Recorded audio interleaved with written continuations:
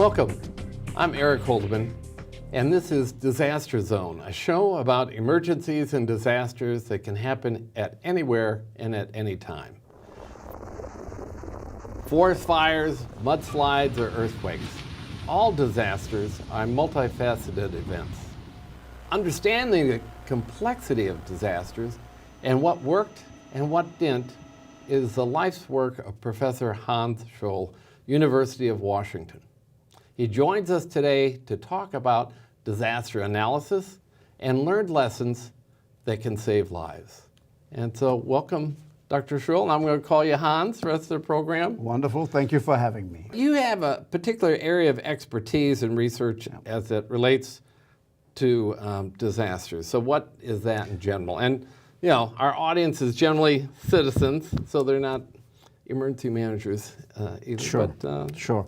Well, my background, I'm at the information school at the University of Washington. And my area of expertise and research is information management. And that is a rather new slice of disaster-related research. Colleagues in sociology, geology, and other fields have done that for that long, as I mentioned it. But information management, we look at into this year for the last 6, 7, 8 years. Yeah, so that's not very long. And let me explain what information management means. It is basically the combination, and that is also the agenda of the information school, of information as a content and a process, but also the technology side of it, and then last but not least, the people and organizational side. And if you look at disaster, that brings us right into two areas.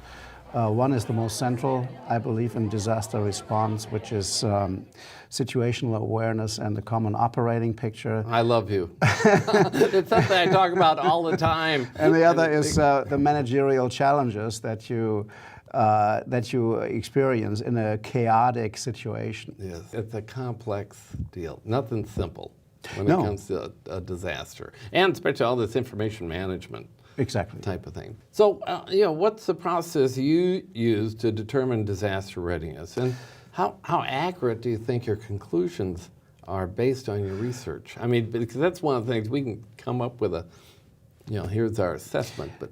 Yeah, what we try basically is with our research is to understand what's going on. We are looking for meaning. We are recommending measures, what to do in order to improve the readiness of first responders to, for example, have situational awareness sooner and have a common operating picture sooner.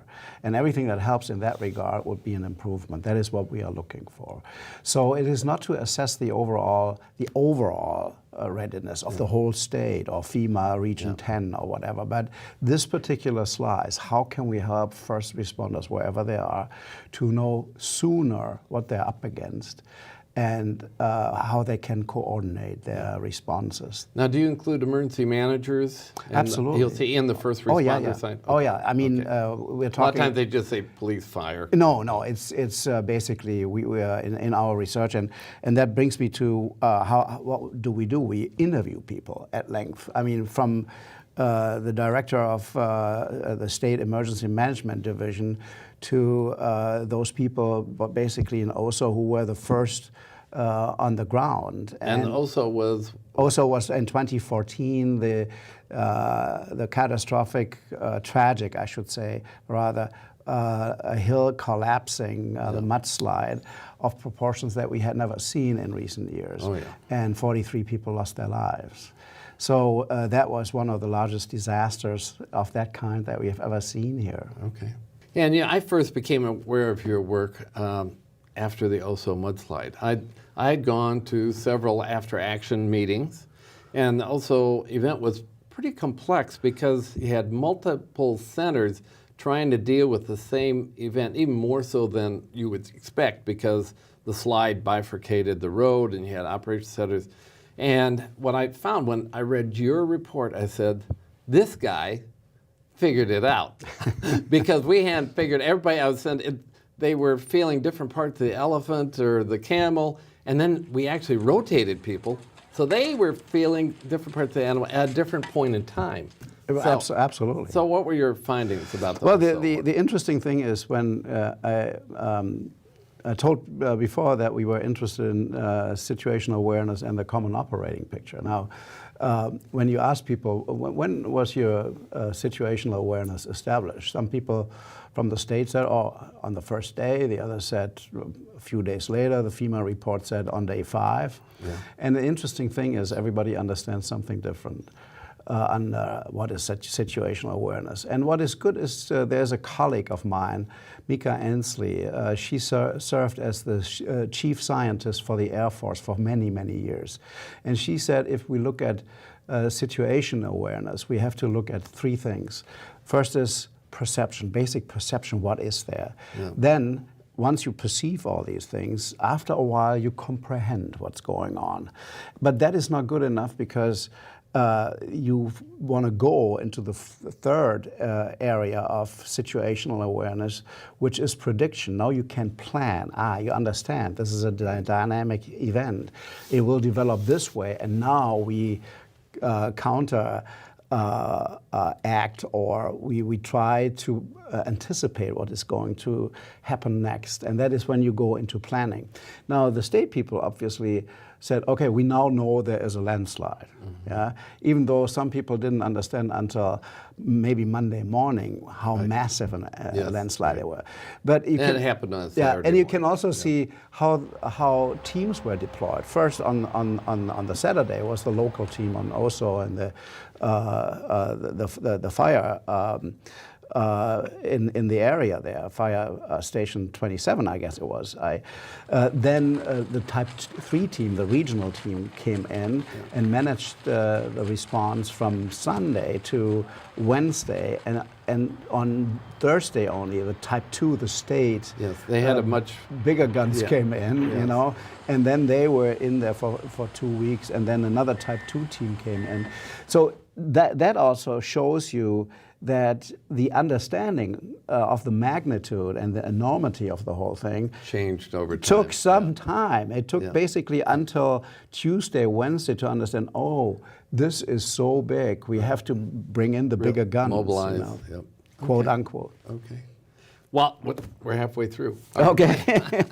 and I feel like we're just grazing the subject here, but I really appreciate your insights, and I think people are learning from that. And for you folks at home, on the second part of the show, we're going to be talking about Cascadia Rising 2016, and that was the biggest earthquake exercise. I want to say 20,000 people participate in that in Oregon, Washington, and I think maybe Alaska a little bit. So, but first we're going to take this quick break, and when we come back, we're going to be talking about that exercise and what the good doctor found out about that through his investigation. So don't go away, and we'll be right back.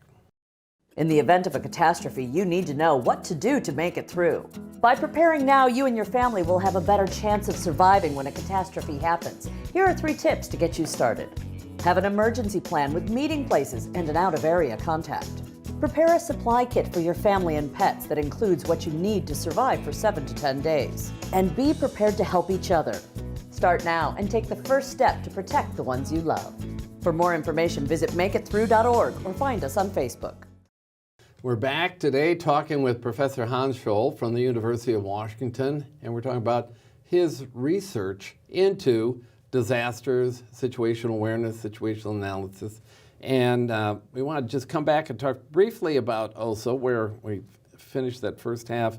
What were 2 or 3 findings you've found out of that? And also a total of 119 agencies and non-governmental entities work together. So that's a huge coordination task and a huge effort. But here's one thing we have to remember. You can only coordinate on the basis of data, of information. If you don't have that information, then you cannot really effectively coordinate. Problem with all these agencies working together was that there was no integration of information sharing. There was no standard for information collection. There was no information architecture. There were very different systems being used. For example, from the incident command post every night a hard drive was carried over to the Snohomish County EOC, you know, and it shows you that the coordination and communication and transfer of information was sort of cumbersome.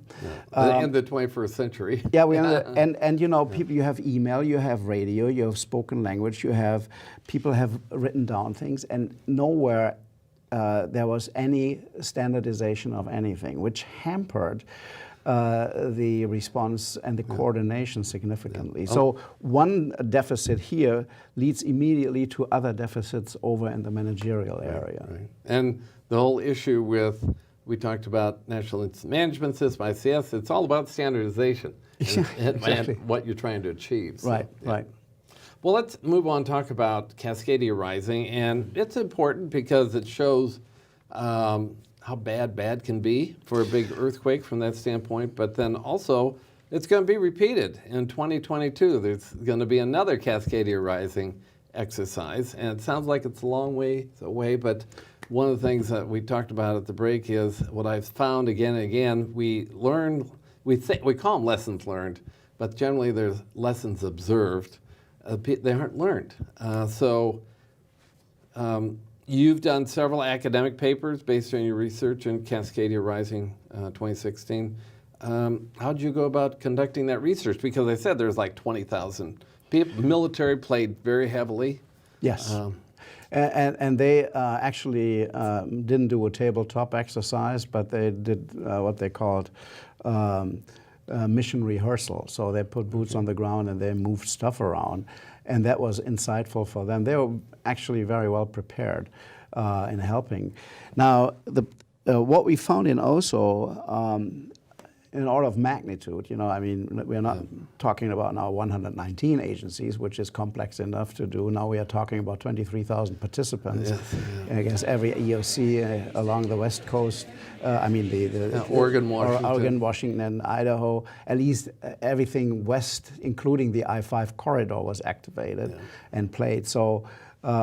Quite a different level of complexity here.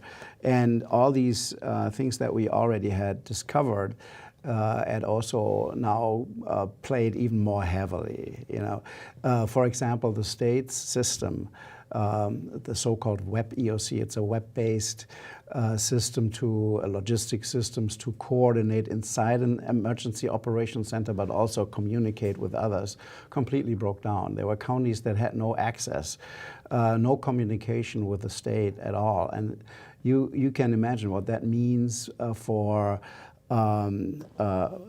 resource management. If people request resources that they don't have and there is no answer. That was the reality during the exercise. And the exercise had so many artificialities that it was found that this has to be repeated. As the state report and the FEMA report correctly state, we are not prepared at all, you know. Especially, you know, the two parts of emergency operations centers, I always say, is they receive information, create a common operating picture, and then they do logistics. Exactly. So, and the logistics, I think, was one of the biggest problems. I mean, a few things had been done. There was an attempt to, after OSO, to standardize the resource requesting procedure in the state.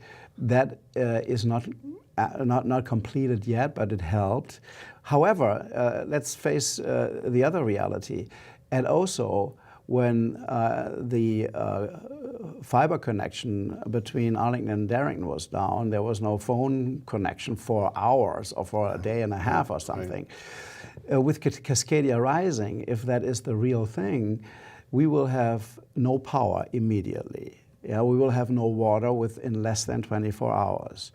We will have no running sewage systems. We will have power lines broken. We will have fires. We have no pumping of liquid fuels. No pumping of anything in that regard. We will have from the 1,000, we don't know the exact number, but the Western Washington University scenario study said that we have to consider 1,000 bridges being broken down, plus railroad bridges that cross roads. That means we will end up with something like 450, maybe 500 islands where populations will be trapped. There is no in, there is no out. Yes. And you have no communication, it will be dark. So I don't want to do fear-mongering here, but it is a situation where we will have a massive humanitarian crisis within maybe 72 hours. Yeah. And so if you have no information infrastructure, and power, our systems depend on power, you know. If you don't have it's very power, simple. everything, Then it is almost pointless. Yeah.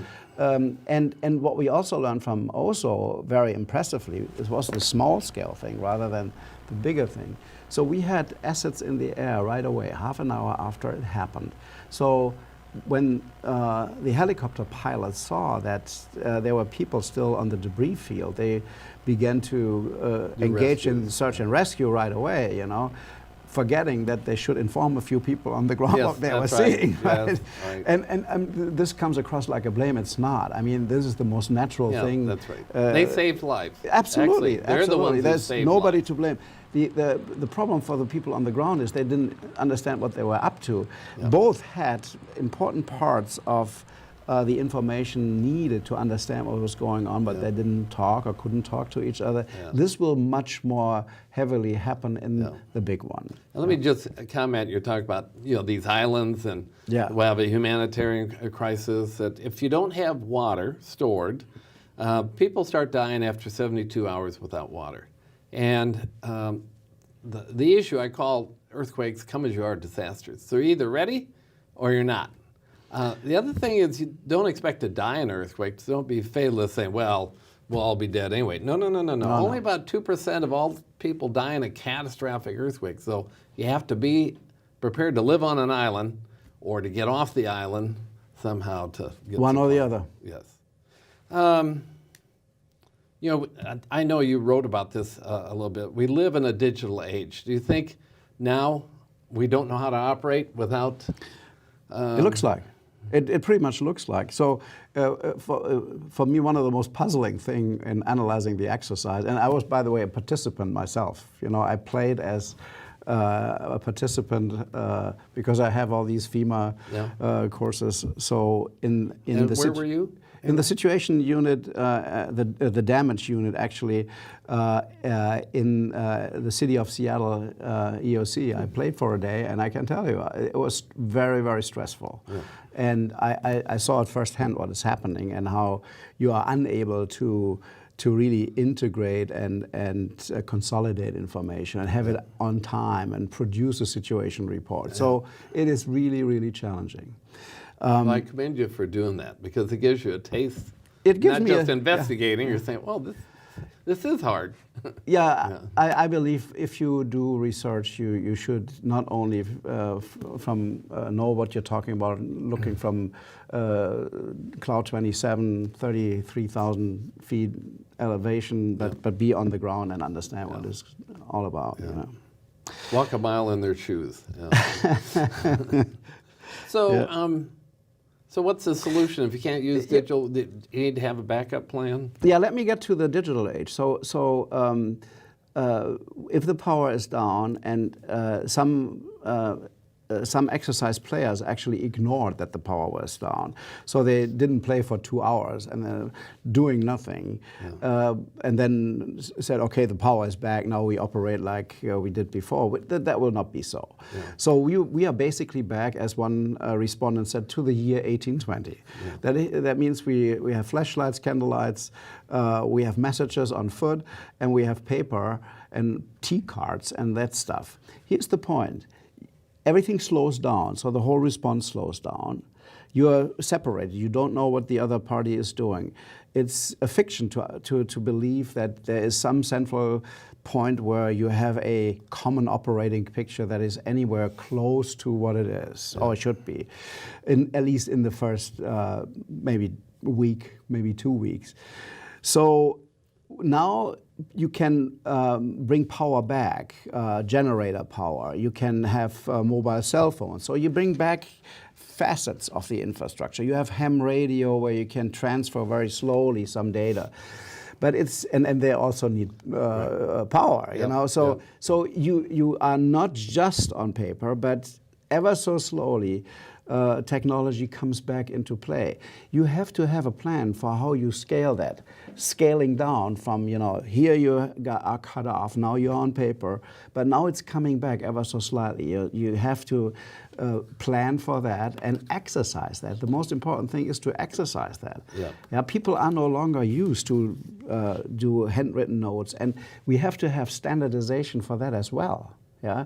And what I envision, and that is one of my recommendations, is to, you know, east from the Cascades, we have all the power most probably, and we will have air assets that we can bring in out. So we could basically take all the manual things, take pictures, you know, take it over where we have data centers, key it in, and so we can bring in even laptops with information the next day, so they can work in some limitations on that. Actually, establish the workarounds. Actually, it's done a lot for Y2K. Way back when they said, okay, if the primary fails, what is our background? For 911 centers, they used to do a hand card, and so they practiced doing the hand card, passing it from the call taker. And we have to do that again. Yeah, we have to do that again massively. I have also, we have to also consider other things, and that is, according to all the simulations, we know that most of the fire stations, most of the police stations, the closer you come to the coast, will be completely destroyed. So they are not operational. That will also hold true for EOCs. So how do you bring those responders, those people who work in the EOC, plus those from the agencies, they go to do the coordination work in the EOC, how do you bring them there? You know, and what do you do if the EOC itself, of course, for example, the city of Seattle will go to the University of Washington if that EOC is still... That's the backup. Is the backup. But that can also be down, you know, you have to... And you have to get across the big bridge to get there. That's we have the tunnel now from the link, but still. I always wonder why we are not beginning to think a little bit outside the box. And that may be a wild idea, but I wrote it down in the paper and got some comments on that. So if you go across the Sound, in Bremerton, we have some decommissioned carriers.